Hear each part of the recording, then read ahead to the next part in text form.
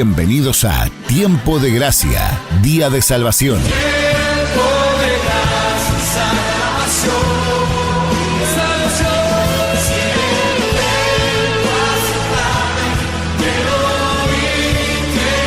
Este es un programa en vivo que se emite cada sábado a partir de las 10 horas, donde nos sumergimos en las profundidades de las verdades bíblicas.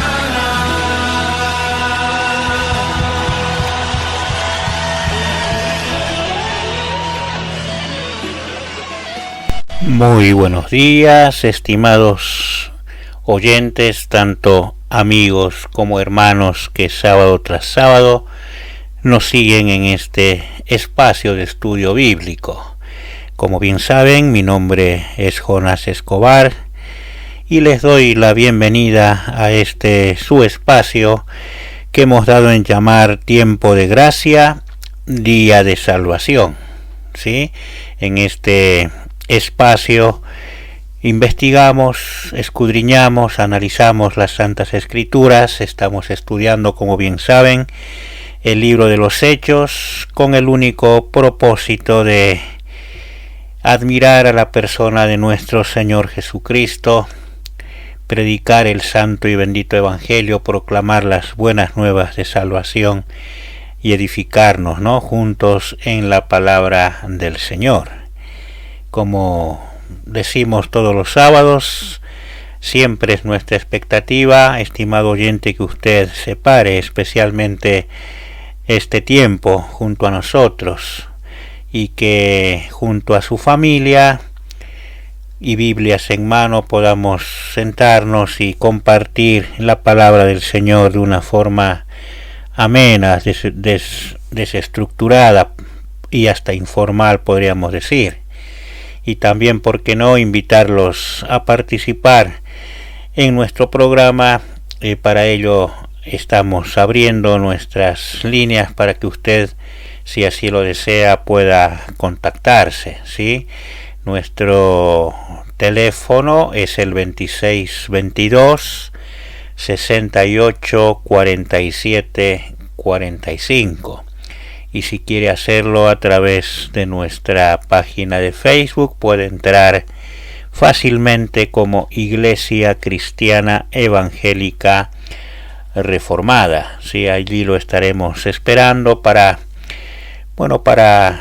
compartir con nosotros cualquier cosa que tenga que ver con el estudio que estamos llevando adelante y juntos así poder gozarnos en la palabra del Señor. Bien, mientras nos acomodamos, mientras tomamos nuestras posiciones, nuestras Biblias, vamos a escuchar una alabanza cristiana para luego sí ya entrar de lleno a la consideración de este importantísimo libro de la palabra de Dios, que es Hechos de los Apóstoles. Escuchemos entonces una melodía cristiana y luego sí ya vamos directamente a la examinación de las Santas Escrituras.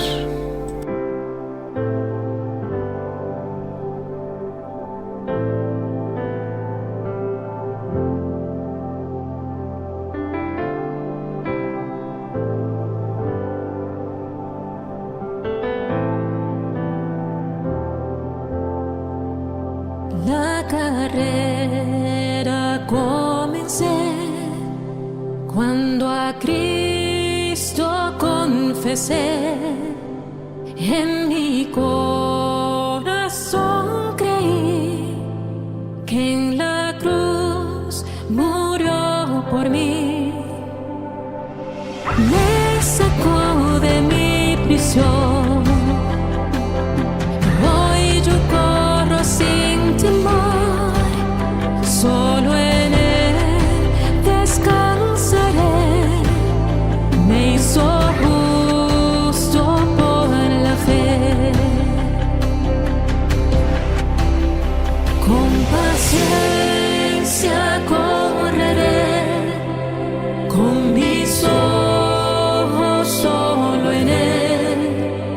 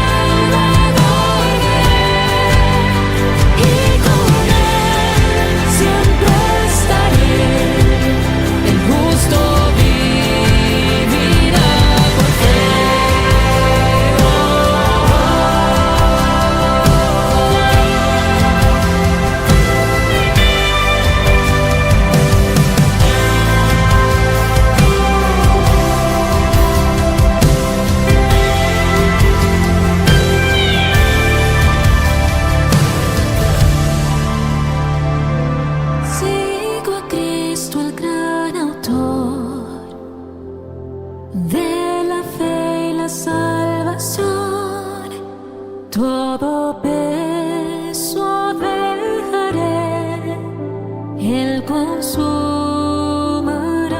mi fe.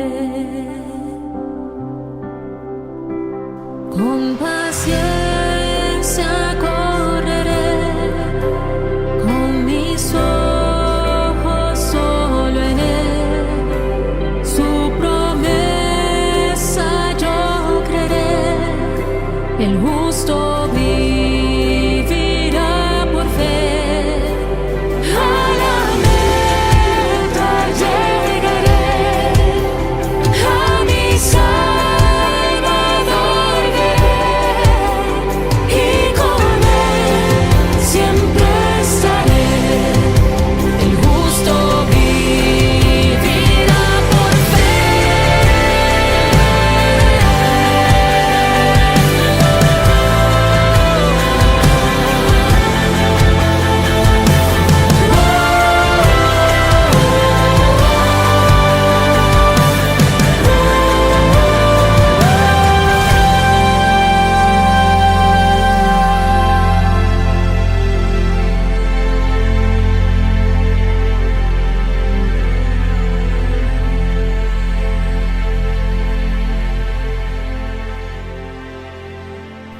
Bien, aquí estamos nuevamente.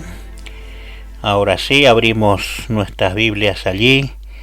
En Hechos de los Apóstoles estamos avanzando en el capítulo 1. Hemos llegado a una sección que hemos dado en llamar El Señor escogiendo. Es una sección que tiene que ver con la elección de quién habría de ser el sucesor de Judas Iscariote, el sucesor que habría de completar el número de los 12 apóstoles, el número que dejó vacante Judas, ¿sí?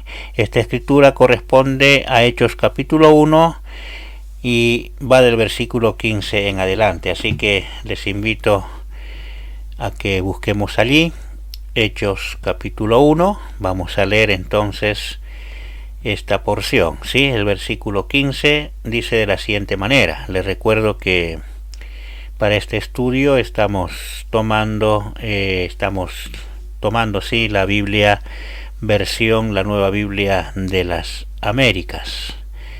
Así, si usted tiene otra versión, va a encontrar alguna variante, pero el concepto va a ser el mismo, ¿sí? Hechos de los Apóstoles, capítulo 1, versículo 15 dice así: por este tiempo, un grupo como de 120 personas estaba reunido allí, y Pedro se puso de pie en medio de los hermanos y dijo: Hermanos, tenía que cumplirse la escritura en que por boca de David el Espíritu Santo predijo acerca de Judas, el que se hizo guía de los que prendieron a Jesús. Porque Judas era contado entre nosotros y recibió parte en este ministerio. Este pues, con el precio de su terrible infamia, adquirió un terreno y cayendo de cabeza se reventó por el medio, y todas sus entrañas se derramaron. Esto llegó al conocimiento de todos los que habitaban en Jerusalén, de manera que aquel terreno se llamó en su propia lengua Acéldama, es decir, campo de sangre, pues en el libro de los Salmos está escrito que sea hecha desierta su morada y no halle quien habite en ella, y que otro tome su cargo. Por tanto, es necesario que de los hombres que nos han acompañado todo el tiempo que el Señor Jesús vivió entre nosotros, comenzando desde el bautismo de Juan, hasta el día en que de entre nosotros Jesús fue recibido arriba al cielo, uno sea constituido testigo con nosotros de su resurrección. Presentaron a dos, a José, llamado Barsabás, al que también llamaban Justo, y a Matías. Después de orar, dijeron: Tu Señor, que conoces el corazón de todos, muéstranos a cuál de estos dos has escogido para ocupar este ministerio y apostolado, del cual Judas se desvió para irse al lugar que le correspondía. Echaron suertes, y la suerte cayó sobre Matías, y fue contado con los 11 apóstoles. Esta es la porción, estimado oyente, estimado hermano, estimado amigo, que estamos desarrollando, ¿sí? Te recordará que el sábado pasado hemos considerado la manera como Pedro comenzó a ejercer ese liderazgo, no ya solamente ahora entre sus compañeros apóstoles, ¿no?, sino también entre los hermanos que estaban allí, los 120 que se habían reunido allí en Jerusalén, en aquella casa, en aquel aposento alto que poseía la familia de Juan Marcos, sí, allí en Jerusalén, donde solían reunirse los apóstoles. Y ahora había llegado el momento en el cual habría de ser elegido el sucesor de Judas Iscariote, ¿no? Allí está sobre la mesa la propuesta de Pedro. Todos los que estaban allí reunidos, como hemos visto, ya se habían entregado por completo a la oración, ¿sí? Recuerde el escenario, nuestro Señor hace muy poco tiempo, horas, había partido para su gloria, y ellos volvían desde el Monte de los Olivos, desde donde nuestro Señor Jesús se fue, y habían regresado por mandato del mismo Cristo a Jerusalén, y allí estaban reunidos, ¿sí? También recuerde que los requisitos ya Pedro los había expuesto claramente, esto lo vimos la semana pasada. Ahora lo que restaba era proceder a la elección, a determinar en primer lugar quiénes cumplían con ese requisito para luego obrar en consecuencia, ¿no? Hemos leído allí en el versículo 23 esta parte, 23 al 26, la parte que nos toca considerar ahora, ¿sí? Lucas allí nos dice: presentaron a dos, el versículo 23 estoy leyendo, a José, llamado Barsabás, al que también llamaban Justo, y a Matías. Después de orar, dijeron: tu Señor, que conoces el corazón de todos, muéstranos a cuál de estos dos has escogido para ocupar este ministerio y apostolado, del cual Judas se desvió para irse al lugar que le correspondía.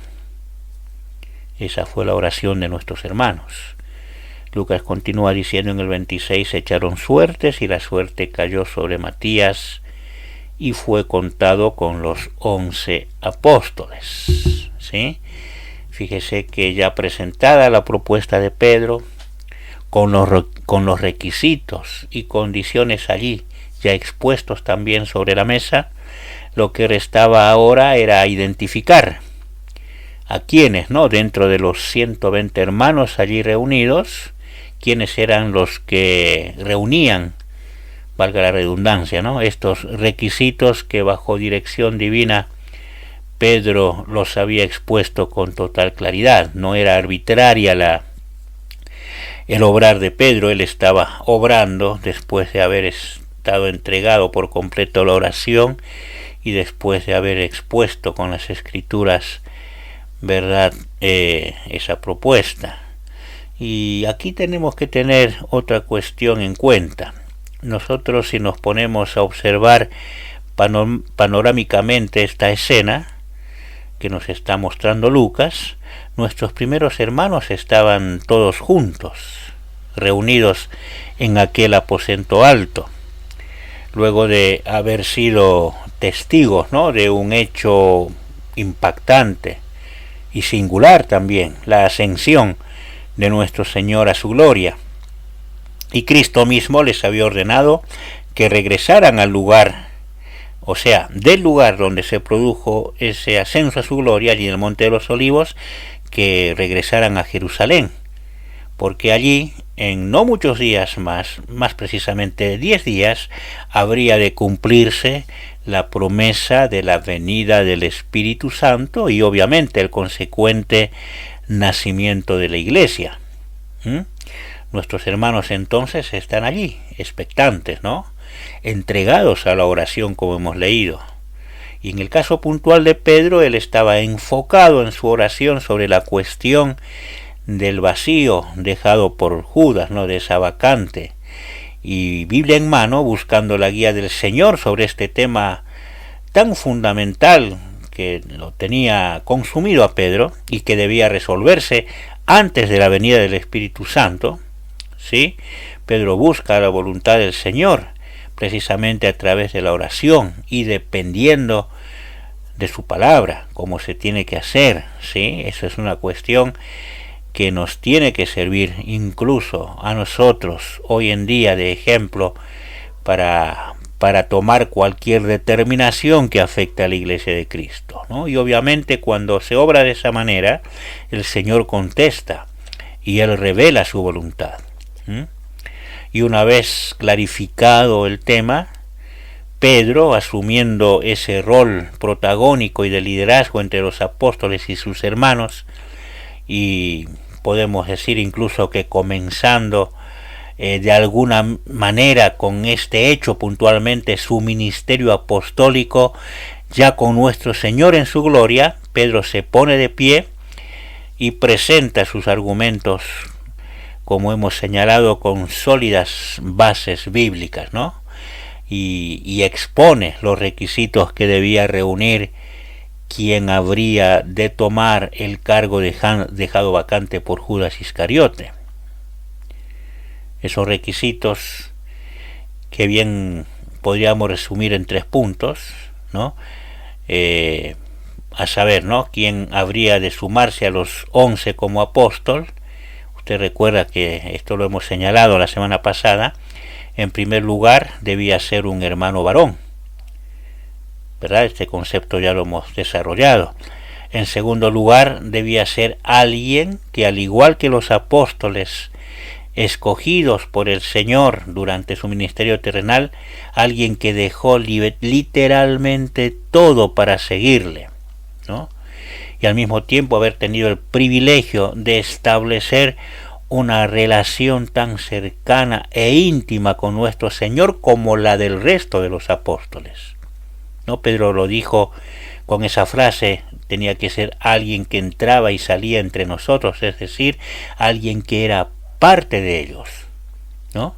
Y en tercer lugar, este tipo de relación debía haberse efectuado todo el tiempo del ministerio público de nuestro Señor. O sea, desde el ministerio de Juan el Bautista, que es cuando nuestro Señor ya sale a su ministerio público, hasta el momento de la ascensión de nuestro Señor. ¿Sí? Y como Pedro lo dice, incluso tenía que ser testigo de la resurrección de nuestro Señor Jesucristo, un testigo de primera mano, un testigo ocular. ¿Sí? Estos son los hechos. Así está planteada la cuestión. Entonces ahí están todos reunidos, todos los hermanos, ¿no? Escuchando atentamente a Pedro, ¿no? Y ya tienen todos los requisitos allí claramente expuestos. Y aquí Pedro ya no avanza hacia el paso siguiente, en soledad podríamos decir. Ya no es él quien él solo habría de decidir quién o quiénes de los allí presentes reunía tales requisitos. Los allí presentes eran todos genuinos hijos de Dios, eran redimidos. Es más, eran miembros de la iglesia que estaba por nacer. Y por lo tanto estaban habilitados para señalar quién o quiénes de los de allí presentes reunían estos requisitos. Entonces es por tal motivo que aquí Lucas va a dejar de hablar en singular. Ya no se va a referir a Pedro en particular. Iniciando el versículo 23 dice: presentaron a 2. Esta frase, si nosotros la leemos desde la transliteración del original griego, allí se lee textualmente: pusieron de pie a 2. ¿No? El concepto se nos hace todavía más claro. Una mirada panorámica nos permite observar lo que habría de ser el patrón o modelo de cómo se debe obrar, hermanos, dentro de la iglesia ante cuestiones o situaciones que tienen que ver con el andar de la iglesia, con el desempeño de las funciones o dones, ¿sí? El líder, en este caso Pedro, fíjese que él busca e inquiere diligentemente en las escrituras sobre el tema en cuestión, ¿sí? Lo hace con oración y con la palabra de Dios. Y una vez que la cuestión queda resuelta bíblicamente, que el panorama ya está aclarado, encuadrándose dentro de la voluntad de Dios, ¿qué hace? Expone la cuestión a la consideración de los hermanos. ¿Se entiende? Pedro, el líder entre los hermanos, el líder entre los apóstoles, ¿verdad? Él se ocupa de la cuestión en particular, ¿sí? Buscando la guía del Señor a través de la oración y con la Biblia como guía. Y una vez resuelta la situación, con el panorama completamente claro, pone la cuestión delante de los hermanos. Y son estos, la congregación o membresía, quienes con los requisitos en mano señalan a quienes responden a estos requisitos. No es que Pedro dijo, vos José y vos Matías, no. Él no se arrogó esa responsabilidad. Él resolvió la cuestión como tenía que resolverse bíblicamente y lo puso a la consideración de los hermanos. Si Pedro hubiese tomado por sí mismo la decisión de señalar a los que se encuadraban dentro de estos requisitos, es muy probable que nadie se hubiese opuesto, ¿no? Su trayectoria como apóstol, su fuerte personalidad, esa impronta de liderazgo que él naturalmente tenía, avalarían esa actitud. Pero acá nosotros vemos que es claro que no es así como debía hacerse. Pedro estaba obrando bajo dirección divina y sabía perfectamente que su responsabilidad llegaba hasta determinar qué cualidades debían reunir, en este caso puntual que estamos viendo, el 12º apóstol. Y que ahora era deber de la congregación determinar quién o quiénes reunían los requisitos expuestos. Para esto, hermanos, también es importantísimo tener en claro, ¿no?, como iglesia de Cristo, quiénes verdaderamente son miembros de la iglesia. No es una cuestión menor esta, si no es una cuestión de tomarlo de una manera liviana. Los miembros de la iglesia son aquellos a los que el Señor verdaderamente salvó, transformó sus vidas, ¿verdad? El Espíritu Santo hizo esa obra de santificación en ellos y están en ese proceso de santificación, sí, que los avala como hijos de Dios, y a su vez se han identificado plenamente con nuestro Señor Jesucristo y con su iglesia, pasando por las aguas del bautismo. Ellos son los que forman parte de la iglesia y los que están avalados por las Escrituras para tomar decisiones que tengan que ver con el andar de la iglesia. Las cuestiones no se tienen que poner sobre las espaldas de los responsables de la iglesia o de los líderes de la iglesia. Es la congregación la que tiene que tomar las resoluciones. Fíjese, y esto lo decimos de pasada, que lo mismo va a pasar un tiempo después, cuando la iglesia debía elegir a los 7 diáconos, cuando ya la iglesia ya va a estar establecida allí en Jerusalén.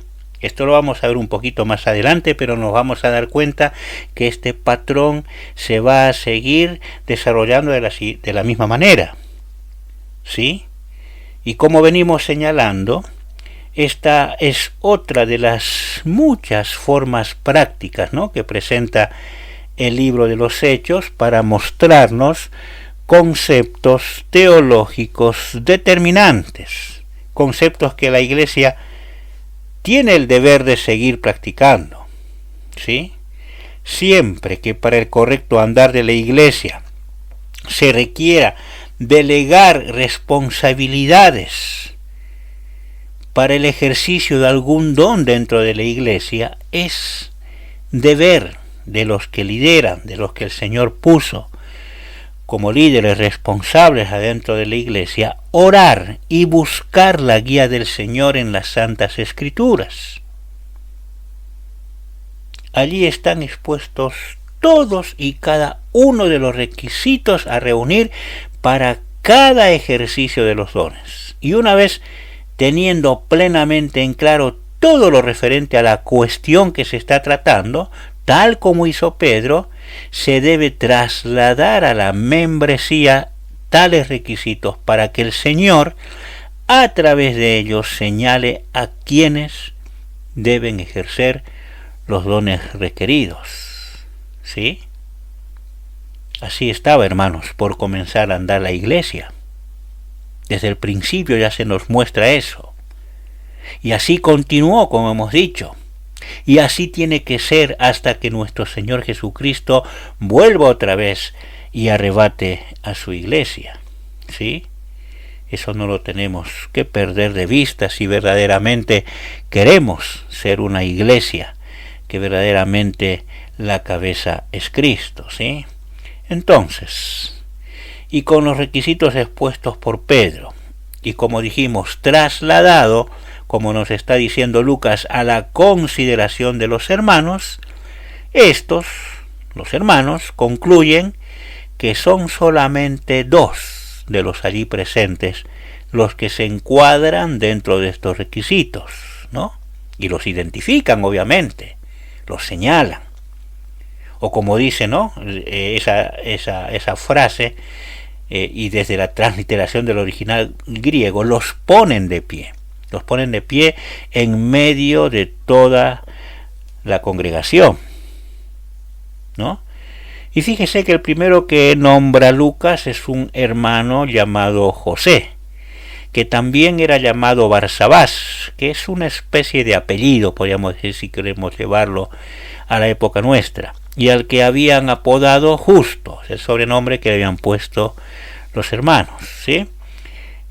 Nosotros no tenemos más información de este hermano que la que se nos da aquí, ¿sí? Resulta evidente que, obviamente, ¿no?, dados los requisitos expuestos, obviamente José, sin duda alguna, respondió con genuino arrepentimiento a la prédica de Juan el Bautista y rindió su vida al Señor, dejándolo todo para seguirle permanentemente. Eso no cabe ninguna duda.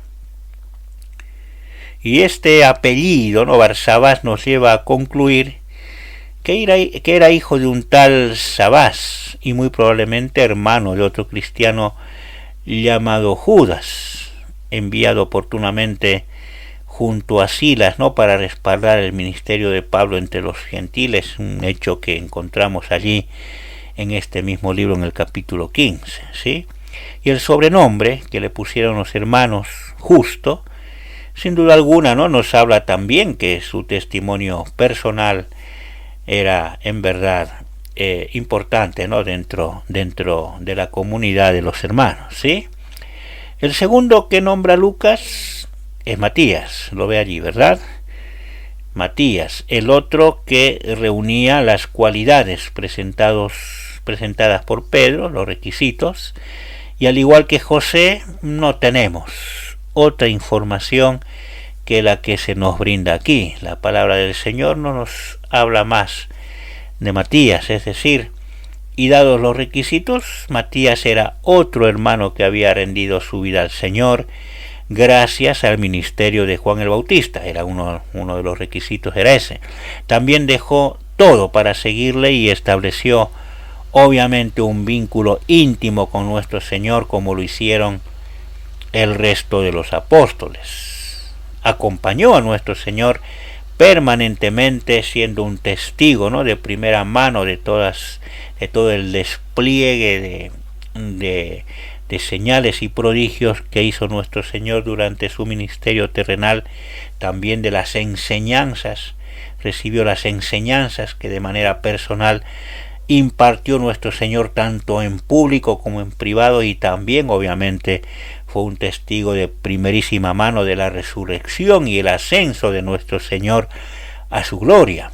Sí, allí estaba Matías también reuniendo todos esos requisitos. Y como dato extra escritural tenemos el testimonio de Eusebio, era un escritor eclesiástico del siglo III, quien nos dice que Matías era uno de los 70 discípulos que envió nuestro Señor, ¿se acuerda? Allí en Lucas 10, a predicar de dos en dos. Bien, Matías, según Eusebio, que es un escritor, un historiador netamente confiable de aquella época, nos da esa información, nos agrega ese dato que también nos sirve como para saber quién era Matías, ¿sí? El hecho, hermanos, de que no se tenga más información de estos dos hermanos, sino solo la que disponemos aquí, no tiene que representar para nada, bajo ningún aspecto, un concepto de descalificación, ¿no? Para que ninguno de estos dos hermanos sea elegido para ser uno de ellos el 12º apóstol. No tenemos que pensar de esa manera, ¿no? Porque incluso si nosotros nos ponemos a revisar dentro de los apóstoles que eligió nuestro Señor durante su ministerio terrenal, varios de ellos prácticamente son ignotos. Poco y nada se sabe, por ejemplo, de Bartolomé, o de Jacobo hijo de Alfeo, o de Simón el Celote, ¿no? Hay tanta información como la de Matías o la de José. Sin embargo, resulta claro que cada uno cumplió con su llamado como cualquier otro apóstol, ¿no? Y llevaron el glorioso evangelio hasta los confines de la tierra, entregando incluso sus vidas, y también, ¿no?, forman parte como apóstoles de la estructura de la iglesia, como el fundamento de la misma, como nos dice Efesios, ¿no? Así que tanto, hermanos, José como Matías estaban plenamente cualificados para formar parte de los 12, ¿sí? No tenemos ninguna duda al respecto, ¿sí? Y allí están estos dos hermanos, o discípulos, como los llama Lucas, identificados, señalados, puestos de pie por el resto de los hermanos, pero solo había una sola vacante, era uno solo quien tenía que elegirse. Dios ya había hablado, ¿no?, por medio de las Escrituras, que había que cubrir ese vacío, el oficio dejado vacío por Judas. Y Pedro, bajo la guía del Señor, ya había expuesto, ya había puesto sobre la mesa los requisitos, y la congregación de redimidos ya había separado, señalados a estos dos hermanos de entre los 120. Entonces, los hermanos van a hacer lo que corresponde. ¿Qué van a hacer? También una lección para nosotros. Van a delegar la elección del 12º apóstol, del apóstol número 12, al mismo Cristo. Él tenía que elegir. Él habría de elegir a uno de los dos. Como lo hizo durante su ministerio terrenal, eligió a los apóstoles, él ahora también tenía que elegir al que tenía que ser el sucesor de Judas.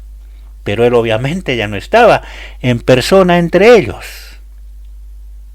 ¿Y qué van a hacer los hermanos entonces? Y una vez más, hermanos, va a ser la oración la que determine esta cuestión, ¿sí? Entonces nuestros hermanos oran. Lucas nos describe la culminación de esta oración, la manera como terminaron. Fíjese allí en los versículos 24 y 25 leemos de la siguiente manera: después de orar, o sea, ellos ya oraron sobre esta cuestión, pusieron esta cuestión directamente en manos del Señor. Después de orar dijeron: tú, Señor, que conoces el corazón de todos, muéstranos a cuál de estos dos has escogido para ocupar este ministerio y apostolado del cual Judas se desvió para irse al lugar que le correspondía, ¿no? Tremenda oración, ¿sí? Fíjese, no es Pedro ya el que en soledad está pidiendo al Señor sobre esta cuestión. Pedro ya había delegado en los hermanos, en la membresía, esta cuestión. La labor de Pedro se terminó cuando él presentó los requisitos, y allí ya los hermanos son los que eligen de entre estos 120 a quienes cumplen con estos requisitos. Y ahora ellos se entregan juntos, unánimes, en unidad, como un cuerpo de Cristo que eran, al Señor en oración. Muéstranos, le dice los hermanos al Señor, cuál de estos dos has escogido para ocupar este ministerio y apostolado. ¿Sí? Fíjese que es interesante notar que esta expresión representa, como dijimos, la conclusión de la oración que hicieron nuestros hermanos. Lucas nos dice claramente, después de orar, o como leemos desde el original griego, habiendo orado, en definitiva, y luego de presentar al Señor sus ruegos ante la cuestión planteada, nuestros hermanos sencillamente le piden al Señor, ¿no?, quien sabía el corazón de todos los que estaban allí, que sea Él quien les muestre a quien Él ya había escogido. ¿Quién era la cabeza allí? Era Cristo. Esto siempre tiene que ser así, hermanos. Cualquier cuestión que se trate en el seno de la iglesia y que afecte a la iglesia no debe ser jamás tomada con liviandad. El Señor ha separado para su iglesia quienes la conduzcan, quienes sean los responsables, los líderes de la iglesia. Ellos tienen que saber cuál es su labor, tienen que consultar en la palabra de Dios sobre cada cuestión y luego determinar lo que hagan necesario, las cuestiones, los detalles que hagan necesarios para resolver la cuestión, y poner todos esos argumentos a la consideración de la membresía.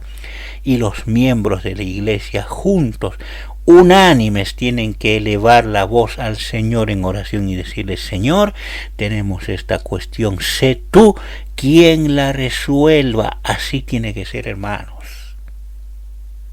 Eso es lo que debe hacer la iglesia, ¿sí? En esta cuestión puntual, nuestros hermanos ya sabían de antemano, fíjese, que el Señor ya había escogido quién sería el sucesor de Judas. ¿Cómo oraron los hermanos? Muéstranos a quién has escogido. Ellos ya sabían, el Señor ya lo tenía claro, ellos nada más tenían que recibir de parte del Señor la información. Muéstranos, Señor, no queremos hacer nada que no sea tu voluntad, muéstranos tú a quién has escogido. Esa era la oración de los hermanos. Ellos tenían plena conciencia de que el Señor ya había escogido al sucesor de Judas. Y esta elección, obviamente, sin duda había sido hecha incluso antes que el mundo fuese. Antes que el mundo fuese, ya esta cuestión había sido resuelta por el Trino Dios, ¿sí? Entonces, fíjese sobre esta cuestión, aquella afirmación que hace Pedro en Hechos capítulo 10. Fíjese cuando Pedro, hablando en nombre de todos los apóstoles, sus compañeros apóstoles de los 12, ¿verdad?, él habla de la siguiente manera, en Hechos 10:39, fíjese, vaya conmigo a esta escritura, es notable esto, dice: nosotros, hablando por los 12, somos testigos de todas las cosas que hizo en la tierra de los judíos y en Jerusalén. Se está refiriendo al Señor, ¿no? ¿Qué está diciendo Pedro? Nosotros, sus apóstoles, somos testigos de todas las cosas que hizo en la tierra de los judíos y en Jerusalén, y también le dieron muerte colgándole en una cruz. Nosotros somos testigos de todo, dice eso.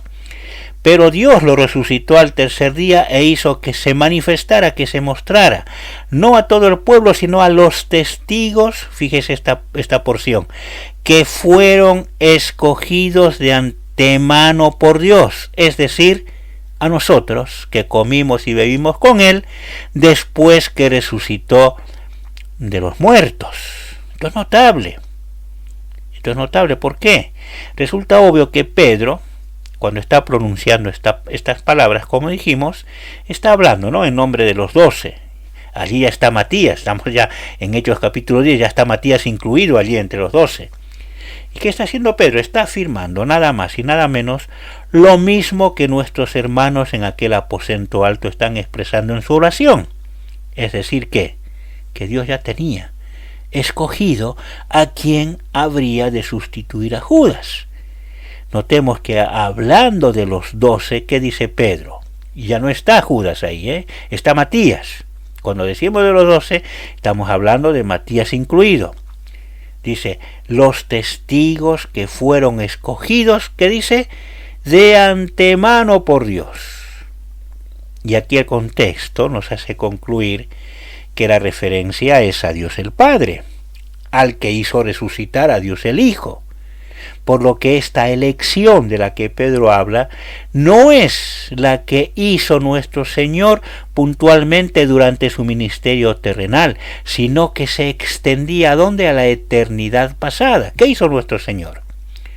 Lo que hizo nuestro Señor en aquella ocasión fue en respuesta a esa elección. ¿Sí? Durante su ministerio nuestro Señor simplemente los separó del resto de sus discípulos. Pero la elección ya había sido hecha por el alto consejo trinitario. ¿Sí? Y lo que aquí están pidiendo nuestros hermanos es solamente que nuestro Señor les señale a quien Dios ya había escogido. Ellos no tenían dudas que de entre los 2 que estaban allí, uno era el escogido para ser apóstol y el que habría de sumarse a los 11. Y así como el resto de los apóstoles ya escogidos por Dios, nuestro Señor los había separado del resto de sus discípulos durante su ministerio terrenal, de la misma manera, de la misma manera, ahora le están pidiendo que lo haga con el sucesor de Judas. El escogido por Dios el Padre tenía que ser señalado por Dios el Hijo. Por eso la oración de nuestros hermanos. Señor, estamos aquí están los 2. Tú dinos, Señor, ¿a quién has escogido para que sea tu apóstol? Una dependencia total del Señor tenían nuestros hermanos. Y acto seguido lo que van a hacer nuestros hermanos, nosotros podemos ver la frase, completar, ¿no?, la frase de esta oración, afirmando que el oficio del cual Judas se desvió, ellos afirman que no podía quedar allí, ¿no?, trunco, podríamos decir. Ellos continúan esta oración diciendo, ¿no?, primero dicen que les muestre, Señor, muéstranos a quién es escogido, luego dicen para ocupar este ministerio y apostolado del cual Judas se desvió para irse al lugar que le correspondía. Estoy leyendo el versículo 25. Y aquí está, ¿no?, el otro aspecto de la soberanía divina. Nuestros hermanos en su oración están conjugando, si usted prestó atención, 2 aspectos teológicos que son en verdad profundos. Estamos hablando de los designios de Dios y la responsabilidad humana. Fíjese que el tipo de apostolado que ejercieron los apóstoles de nuestro Señor Jesucristo es en verdad alto, ¿sí?, y 100% exclusivo. Es un tipo de apostolado solo aplicable a los 12. Y por extensión, y de manera muy especial, señalado también en las Escrituras, se extiende únicamente al apóstol Pablo, y allí concluye: ellos, y solo ellos son los señalados como el fundamento de la Iglesia. ¿no? Los 12 como testigos de primera mano de la vida, muerte, resurrección y ascensión de nuestro Señor Jesucristo, y Pablo separado de una manera singular y especial, como él mismo lo dice, no por hombres, sino por Dios el Padre y por Dios el Hijo.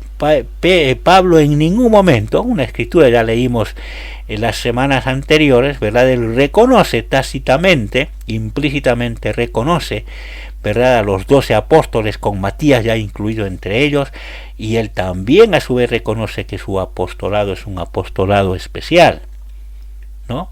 Judas accedió a este oficio tan alto.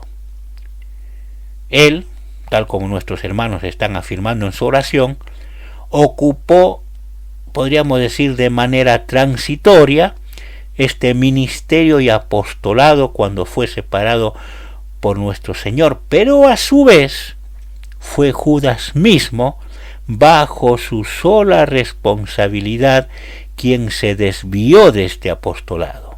Eso dicen en su oración nuestros hermanos, y esta sin duda era su responsabilidad. ¿Por qué decimos esto?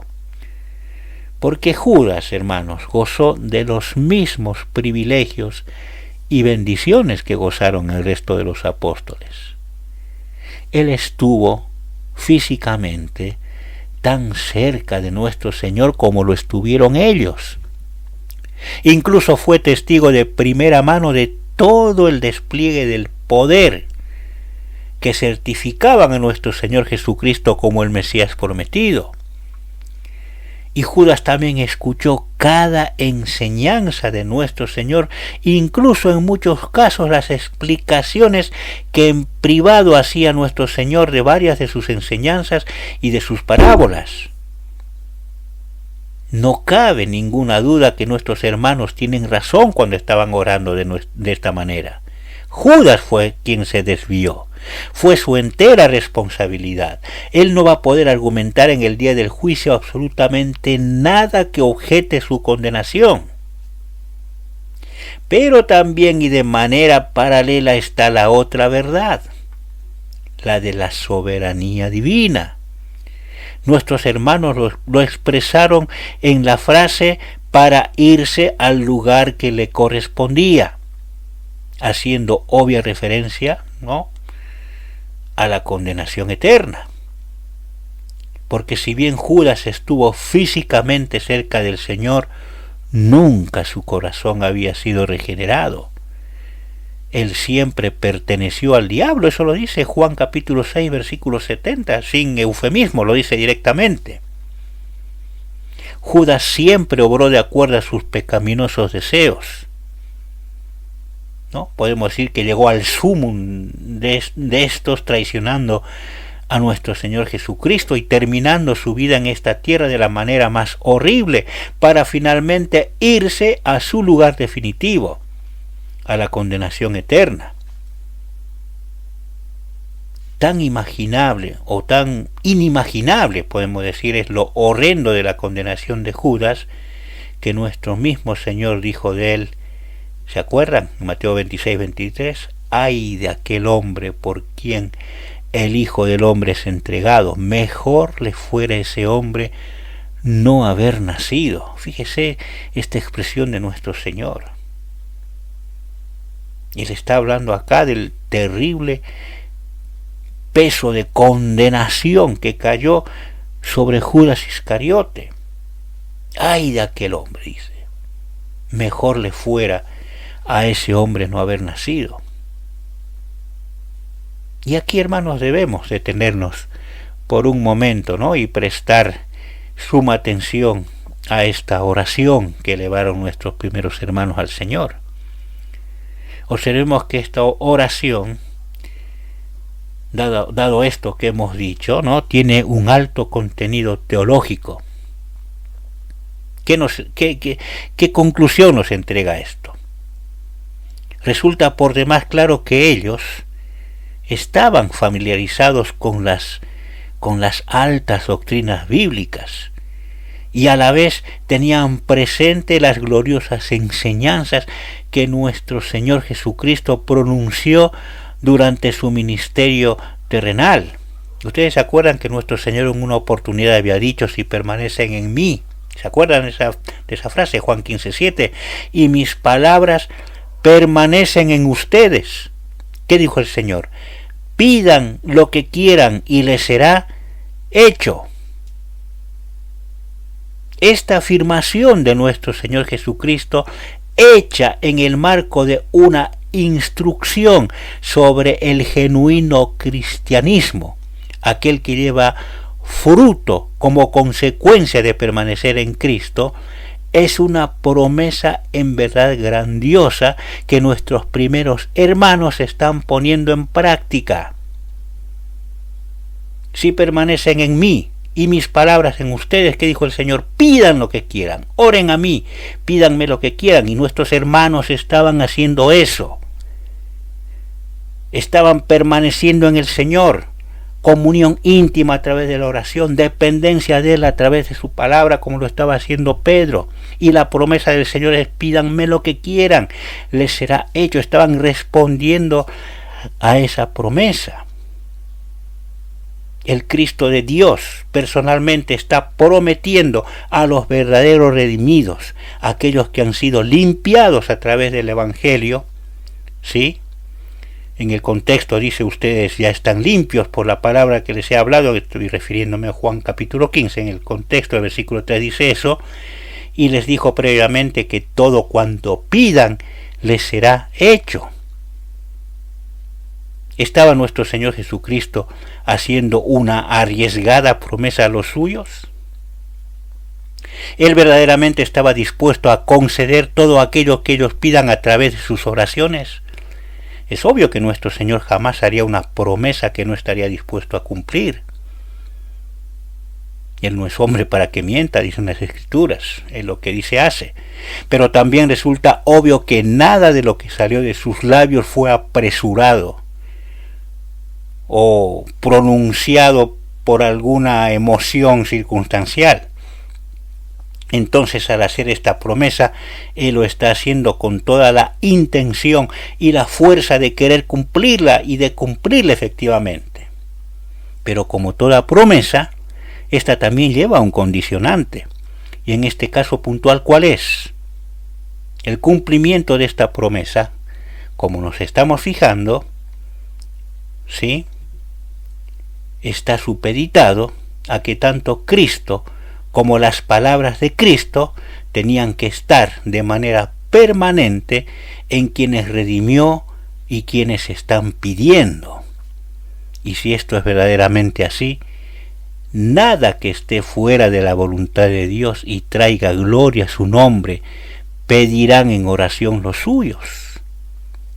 Tanto Cristo como sus palabras representan una verdadera garantía de gozosa sumisión a Dios de quienes son suyos, y sus peticiones siempre irán en esa dirección.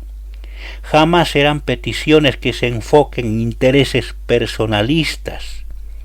Aquellos que están en Cristo y las palabras de Cristo permanecen en ellos, siempre van a orar por cuestiones que traigan gloria al nombre de Dios. Y lo que estaba pasando en aquel aposento alto allí en Jerusalén era precisamente eso. Los allí reunidos, todos ellos verdaderos creyentes, verdaderos hijos de Dios, no buscaban nada que represente necesidades o deleites personales. Su petición no era para nada egoísta, sino lo que estaban buscando era honrar a Dios. Y sin duda alguna, al encontrarse con esta situación tan particular, tan determinante, donde para nada estaban presentes los intereses personales, ellos tenían en mente esta promesa de nuestro Señor: si permanecen en mí y mis palabras en ustedes, pidan todo lo que quieran. Entonces oran a Él, le piden que resuelva esa cuestión, señalando al que ya había sido escogido por Dios como apóstol, y oran plenamente confiados en que el Señor no va a fallar a sus promesas. Él lo va a revelar. Y esto, hermanos, ha sido siempre así. Esto no es una novedad en el Nuevo Testamento. Dios siempre ha concedido a los suyos lo que piden si éstos permanecen en Él. Si el verdadero deleite de quien pide es la presencia de Dios en Él. ¿Qué decía el salmista? Pon tu delicia en el Señor y Él te dará, ¿qué? Las peticiones de tu corazón. ¿Se acuerda? Salmo 37:4. David también decía en otra ocasión en el Salmo 145:18, el Señor está cerca de quienes, de todos los que le invocan, de todos los que le invocan en verdad. Él cumplirá el deseo de los que le temen, también escuchará su clamor y los salvará. Fíjese que el contenido de estas expresiones del salmista son idénticas en cuanto a su contenido que la promesa que nuestro Señor hizo a los suyos. Siempre aquellos que en verdad le aman y le invocan, aquellos que verdaderamente le temen, tienen de parte de Dios esta promesa. Él cumplirá el deseo de los tales. Por tal razón Juan, escribiendo a quienes verdaderamente han sido salvados, a los que creen, como dice Juan, en el nombre del Hijo de Dios, ¿qué les dice? Esta es la confianza que tenemos delante de Él, que si pedimos cualquier cosa conforme a su voluntad, Él nos oye. 1 Juan 5:14. Y por tal razón también está la advertencia que hace Santiago a los que no piden de esta manera. ¿Se acuerdan lo que dice Santiago? Piden y no reciben. ¿Por qué? Porque piden con malos propósitos, para gastarlo en sus placeres. Santiago 4:3. ¿Se da cuenta? Y es precisamente en base a esta confianza que nuestros hermanos hacen esta oración tan sentida. Ellos sabían perfectamente que el Señor estaba escuchando sus oraciones y su confianza no era una confianza hueca, tenía sustento. Estaban respondiendo a los estándares dejados por el mismo Cristo. Pero Él ya no estaba con ellos. Y la manera de recibir su dirección para ellos ahora sería nueva en cuanto a practicidad, en cuanto a llevarlo a cabo. Ahora y a partir de ese momento y hasta que Cristo regrese de su gloria por los suyos, la manera de recibir la guía del Señor habría de ser ¿qué? Su santa y bendita palabra. Entonces nuestros hermanos proceden de la única manera que bíblicamente conocían hasta ese momento. Pero esta parte, hermanos, ya la vamos a dejar para la semana que viene. La parte cómo proceden nuestros hermanos, y vamos a ver que la manera que proceden va a ser absolutamente bíblica, según ellos lo conocían hasta ese momento, ¿sí? Pero quedémonos ahora con estos conceptos, ¿sí? Imitemos, hermanos, a nuestros primeros hermanos, ¿sí? La manera como dependían del Señor y el conocimiento, lo presente que estaban en ellos las palabras de Cristo. Qué importante es esto. Cuando elevamos nuestras oraciones al Señor, hermanos, tienen que ser oraciones absolutamente bíblicas. Permanecer en Él y permanecer en su palabra determinan la garantía de que lo que le pidamos al Señor verdaderamente va a ser contestado por Él. Pero es nuestra responsabilidad como hijos de Dios imbuirnos en la palabra de Dios, estudiarla, relacionarnos con las verdades bíblicas de una manera seria, Ella debe representar verdaderamente nuestro alimento. Tenemos que deleitarnos en la palabra de Dios. Y al momento de orar, cuando surjan cuestiones que tengan que ver con el andar de la iglesia, nuestras oraciones, hermanos, van a ser responsables, van a ser serias, van a ser fundadas en la palabra de Dios, y el Señor va a escuchar. Y Él nos va a mostrar también mediante su palabra cómo es la manera que quiere que obremos, y así la iglesia va a seguir caminando teniendo como cabeza a Cristo. Qué maravilloso que es esto, ¿verdad? Qué maravillosos ejemplos que nos deja Hechos de los Apóstoles. Sí, quedémonos con estos conceptos y decirles a nuestros amigos, ¿no?, que no existe absolutamente nada en este mundo que represente una garantía de salvación que pertenecer al cuerpo de Cristo, a la iglesia de Cristo, ¿no? Pertenecer a la iglesia de Cristo es verdaderamente, estimado amigo, lo que te garantiza la salvación de tu alma. Y para pertenecer a la iglesia de Cristo tienes que nacer de nuevo. Tienes que reconocer que eres un pecador. Tienes que acudir con fe y arrepentimiento a nuestro Señor Jesucristo, confiar en su sacrificio expiatorio, clamarle por perdón, por misericordia. Él te hará su hijo, Él te hará parte de su pueblo. Identificarte plenamente con los hijos de Dios y con Cristo a través de las aguas del bautismo. Y vas a pertenecer a este ámbito del reino de Dios que en este mundo representa su iglesia. Y podrás disfrutar de la comunión de los hermanos y de la manera como Dios contesta las oraciones, tanto de manera privada como congregacional, como estamos viendo en este caso, y gozarnos de la manera como Dios nos habla a través de su palabra. Te invitamos, amigo, a que reflexiones, te reconozcas como pecador y que acudas a Cristo para el perdón de tus pecados. Y que el Señor bendiga su palabra, hermanos, amigos, oyentes, en nuestros corazones. ¿Sí?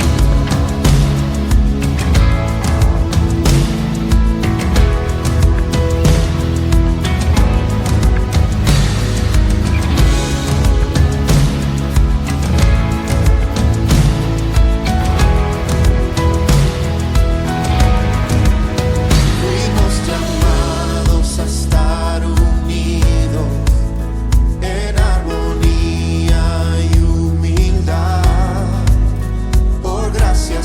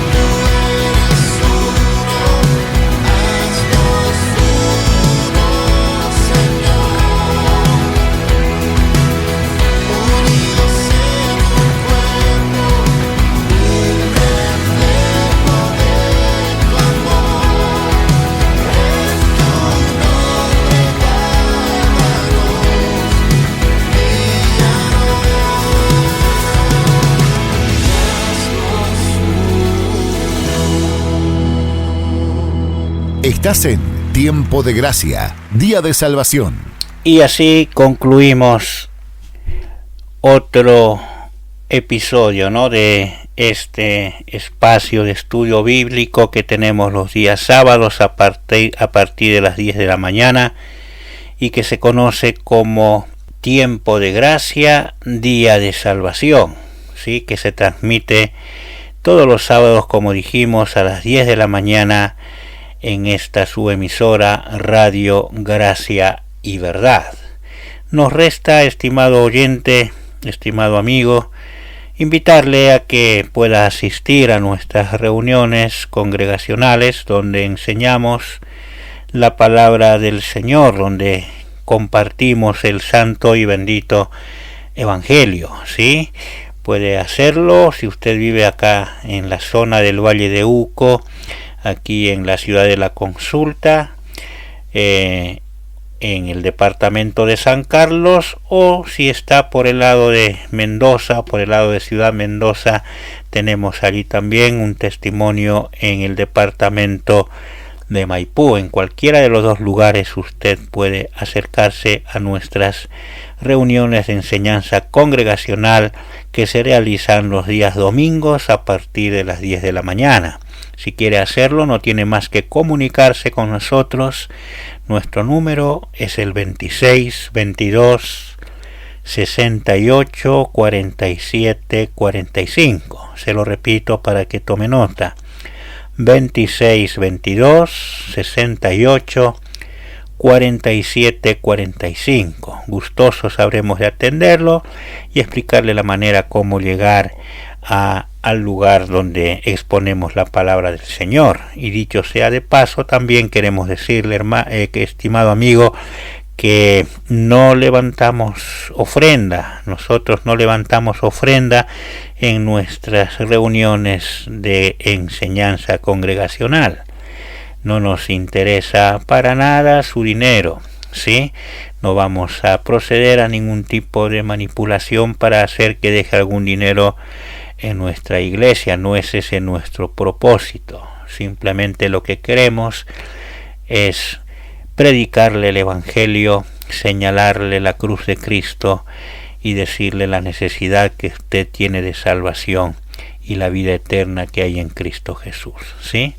Y si usted quiere escuchar nuestras enseñanzas anteriores, por ahí no ha tenido oportunidad de hacerlo en alguna oportunidad, también están subidas allí en nuestro canal de YouTube, que usted puede acceder como Radio Gracia y Verdad. Así que esos son nuestros medios de difusión, como también lo es nuestra página de Facebook, ¿sí?, y al que usted puede ingresar como Iglesia Cristiana Evangélica Reformada.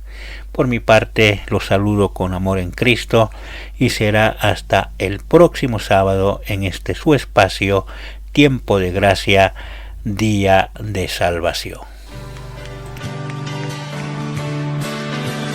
Y así llegamos al final de otro poderoso episodio de Tiempo de Gracia, Día de Salvación.